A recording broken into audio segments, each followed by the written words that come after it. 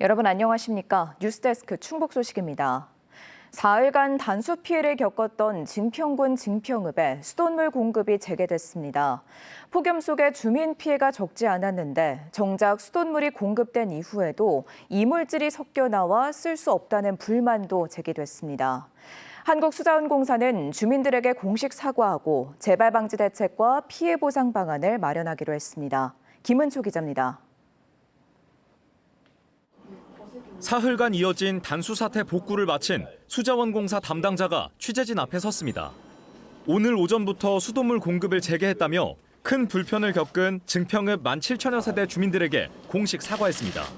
앞으로 이런 상황이 발생되지 않도록 저희가 한국수자원공사에서는 한 번 더 세심하게 관리를 하도록 하겠습니다.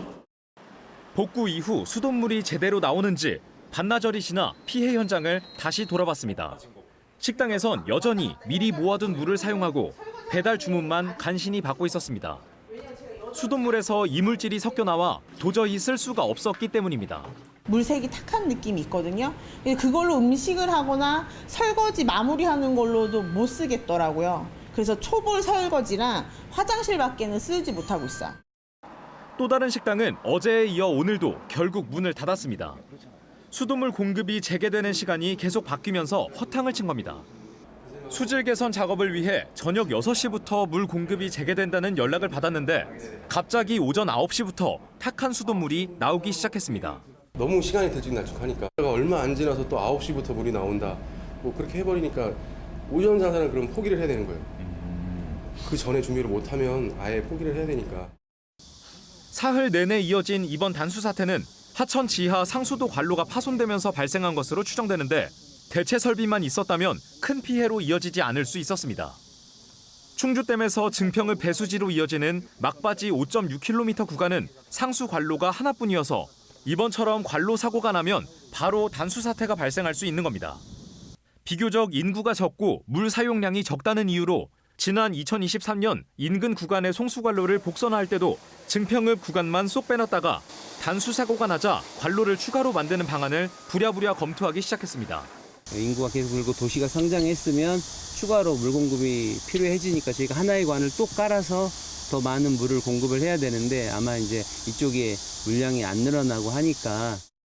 수자원공사는 이번 단수 피해 보상에 대해 이전 사례들을 참고해 결정하겠다는 원론적인 답변만 내놨는데 지난 2015년 청주 정수장 단수 사고로 나흘간 피해를 겪은 17,000여 가구와 상가 2,000여 곳에 대해서는 1인당 하루 2만 원과 상가 전체에는 총 8,800만 원의 보상금이 지급됐습니다.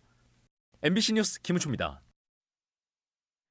비가 새는 신청사에 충북도의회가 입주를 강행하려 하자 충청북도 공무원 노조가 곳곳에 현수막을 걸고 반발하고 있습니다. 비 새는 곳이 없다는 현실 왜곡을 규탄하고 도민이나 직원, 어린이집 아이들의 안전보다 개청식이 먼저일 수 없다는 내용으로 신청사 입주의 부당성을 알리고 있습니다. 공무원 노조는 누수 원인에 대한 정밀 안전진단 이후에 입주해야 한다고 주장하는 반면 도의회는 입주 후 문제점을 고쳐나가면 된다며 다음 달 1일 개청식을 예고하고 있습니다. 청주에서 공무원을 사칭한 물품 구매 사기 피해가 발생해 청주시가 주의를 당부하고 나섰습니다. 청주시는 지난 5일 청주의 한 업체가 예산과 주무관을 사칭한 사기에 속아 물품 대금 명목으로 9천여만 원을 사기 계좌로 송금하는 피해를 입었다고 밝혔습니다. 청주시는 공무원을 사칭해 에어컨과 과일 바구니 같은 물품 구매를 유도하는 사기 시도가 잇따르고 있다면서 반드시 사실 여부를 확인하고 의심스러우면 경찰에 신고해야 한다고 강조했습니다. 충주의 한 인도에서 땅꺼짐이 발생해 20대 행인이 빠져 다치는 사고가 발생했습니다. 사고 지점 인근에서는 지난 2년간 벌써 7번이나 땅꺼짐이 발생했는데 노후 하수관이 원인으로 지목됐습니다. 전조 증상을 무시하고 임시 복구만 하던 충주시는 사람이 다치고 나서야 대책을 내놨습니다. 전효정 기자가 현장을 다녀왔습니다. 상가 앞 인도가 움푹 내려앉았습니다. 꺼진 땅 속에는 하수도 배관이 그대로 드러나 있습니다. 어제 오후 4시 10분쯤 이곳에 가로 세로 1.5m, 깊이 1.8m 규모의 땅꺼짐이 발생했습니다. 길을 지나던 20대 여성은 이곳에 떨어져 발목과 손목을 다쳤습니다. 신골이 처음에 생길 때는 요만큼 이렇게 온폭한 상태에서 구멍이 보이거든요. 그러면서 조금 더 찢어졌어요. 그 상태였는데 여자분이 거기 서 계셨던 거예요. 그러니까 비키라고 위험하다고 딱 소리치자마자. 그런데 이 사고 지점에서는 비슷한 땅꺼짐 사고가 최근 잇따라 발생한 상태였습니다. 사고가 발생한 장소 바로 옆 횡단보도에서도 지난달 20일 땅꺼짐이 발생했고 지금은 이렇게 아스콘으로 메꿔진 상태입니다. 주민들은 2년 전인 2023년 7월부터 인근 지역에서 땅꺼짐이 시작됐다고 말합니다. 당시 주민이 촬영한 사진입니다. 이번 사고 지점에서 30m 떨어진 인도에서 보드블록이 내려앉아 시커먼 구멍이 드러나 있습니다. 전봇대까지 내려앉아 결국 철거 작업까지 이뤄졌는데 당시 땅꺼짐이 일어난 곳 위에 한동안 나무판을 올려놓고 주민들이 그 위로 걸어 다녔습니다. 더 무너질 거라는 생각은 하지 못했습니다. 이 자리가 한 3번 정도 그랬어요. 3번. 한 2년 사이에 3번 정도? 그런데 1년 뒤 비슷한 자리에서 땅꺼짐이 또 나타났습니다. 이후 비가 많이 오고 난 뒤면 땅꺼짐 사고가 어김없이 이어졌습니다. 지난 2년 동안 이 인도를 따라 90m 범위 내에서 7차례 땅꺼짐이 연이어 발생했습니다. 주민들은 땅꺼짐이 발생하면 매번 충주시에 신고했고 그때마다 임시 복구가 반복됐습니다. 이거 전체적으로 좀 보수가 필요하다라고 이제 어필은 했었죠. 근데 아무래도 뭐 예산 때문에 집행이 안 된 것 같은 생각이 드는데 그래서 이게 어느 정도는 좀 예견된 사고가 아닌가. 인근에는 초등학교와 중학교도 있는데 땅꺼짐 전조 증상에도 사실상 아무런 대책이 없었습니다. 항상 거기가 꺼져가지고 학교 갈 때 애들이 되게 위험해요. 근처가 학교가 되게 많거든요. 여기 주로 학생들이 많으니까 그게 걱정이 되는 거죠. 이 지역은 1990년대 초반에 만든 택지 개발지구로 30년이 넘은 노후 하수관이 사고 원인으로 추정됩니다. 하수관에 부식된 틈으로 물이 빠져나가면서 인근의 모래와 흙이 쓸려 내려가 집안이 약해져 주저앉는 겁니다. 충주시는 4년 전부터 이 하수관을 교체하려고 정부에 요구했는데 예산이 배정되지 않아 공사를 하지 못했다고 해명했습니다. 21년서부터 정밀 검사를 해갖고 이 보수를 하려고 국비를 계속 요청을 했습니다. 그걸 갖고서는 환경부에 돈을 지속적으로 요구를 했는데 그게 지금 9월 달에 확정될 예정입니다. 충주시는 사람이 다치고 나서야 자체 예산을 들여서라도 노후 하수관을 먼저 정비하겠다고 밝혔습니다. MBC 뉴스 전유정입니다. 내년도 정부 예산 9조 원대 확보를 목표로 세운 충청북도가 중점 사업 반영에 주력하고 있습니다. 충청북도는 청주공항 민간 전용 활주로, 미호강 준설, 국립노화연구소 설립, e스포츠 상설 경기장 등 주요 사업의 타당성을 검토하며 예산 당국, 관계부처와 협의 상황을 집중 점검하고 있습니다. 충청북도는 정부 예산안이 이달 말 국무회의를 거쳐 다음 달 초 국회에 제출되면 충북 현안 예산이 최대한 반영되도록 지역 국회의원들과 협력해 나갈 계획입니다. 국민의힘 차기 당대표 예비 경선을 통과한 김문수 후보가 오늘 충북도당을 방문해 당원들과 간담회를 가졌습니다. 김 후보는 이재명 대통령의 총통 독재와 맞설 수 있는 것은 국민의힘뿐이라며 당원들의 단결을 강조했습니다. 또 당장 필요한 것은 내년 지방선거의 승리라며 충북의 주요 현안으로 청주공항 민간 활주로 신설과 충청권 광역 급행철도 등을 제시했습니다. 청주를 대표하는 국가유산 사적 상당산성에 쓰레기가 대량 매립돼 있다는 소식 전해드렸는데요. 그런데 청주시가 적어도 5년 전부터 이 같은 사실을 알고도 쓰레기를 방치해왔다는 의혹이 제기됐습니다. 당장 다음 주부터 쓰레기 수거에 나선다는 계획이지만 뒷북 행정이란 지적도 나오고 있습니다. 김영일 기자입니다. 80년대 생산된 맥주캔과 페트병, 그리고 다양한 봉지까지. 사적인 청주 상당산성 지표면 바로 아래 쓰레기 높이가 보이는 것만 1m가 넘습니다. 폭우에 드러난 게 이 정도라 면적은 가늠이 안 됩니다. 청주시는 이런 사실을 지난해 알았다고 했는데 적어도 5년 전에 알았을 거라는 주장이 제기됐습니다. MBC가 입수한 청주시 내부 문서입니다. 지난해 쓰레기 민원이 접수돼 점검한 결과 상당한 양의 쓰레기가 매립된 곳에 데크길이 조성돼 쓰레기 착굴 시 붕괴 위험이 크다고 돼 있습니다. 데크 공사가 이뤄진 건 2020년. 공사가 쓰레기 더미 이론에서 진행된 만큼 쓰레기 매립 사실을 모를 리 없다는 겁니다. 조성을 하면서 기초를 파고 묻어야 되는데 위에서 보셨다시피 기초 옆에 쓰레기가 있잖아요. 전 분명히 그때 알았을 거라고 봅니다.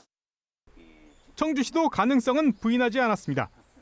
그런데도 아무런 조치를 하지 않았습니다.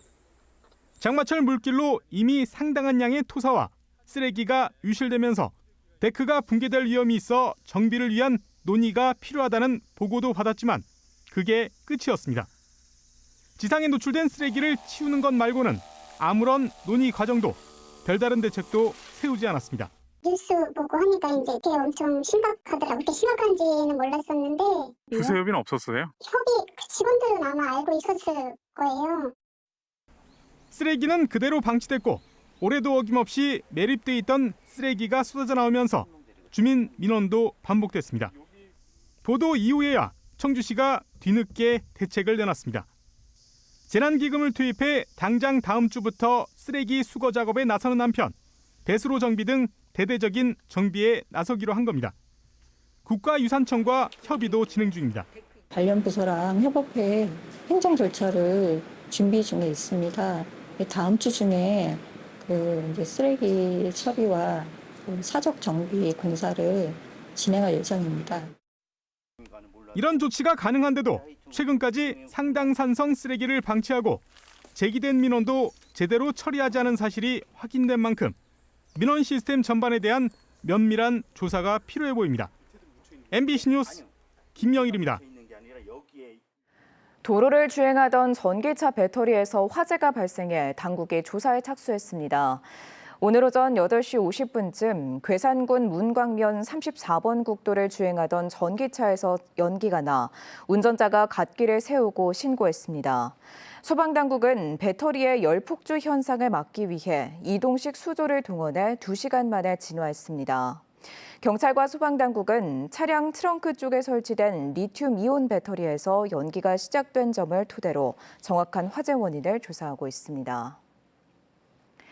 기초 연구 생태계 회복을 논의하는 간담회가 배경훈 과학기술정보통신부 장관과 관련 연구자들이 참석한 가운데 오늘 충북대 개신문화관에서 열렸습니다.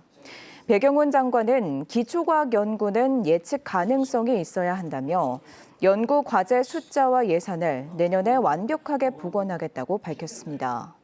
간담회에서는 AI 등 일부 과제에 연구비가 쏠리고 있다는 불만이 제기됐습니다.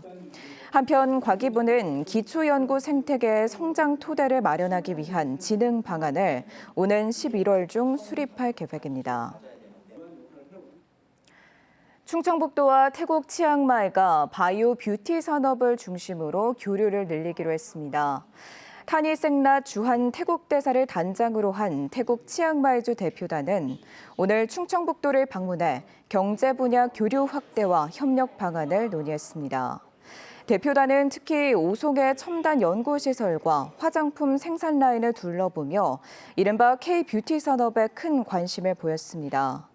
김수민 정무부 지사는 무역 사절단 확대와 현재 유통망 확대 등 상시적인 소통 채널 구축을 대표단에 요청했습니다. 청주시와 영동군, 증평군이 교육발전특구 시범지역으로 선정됐습니다. 충북교육청은 청주와 영동이 관리지역으로, 증평은 선도지역으로 선정됐다고 밝혔습니다.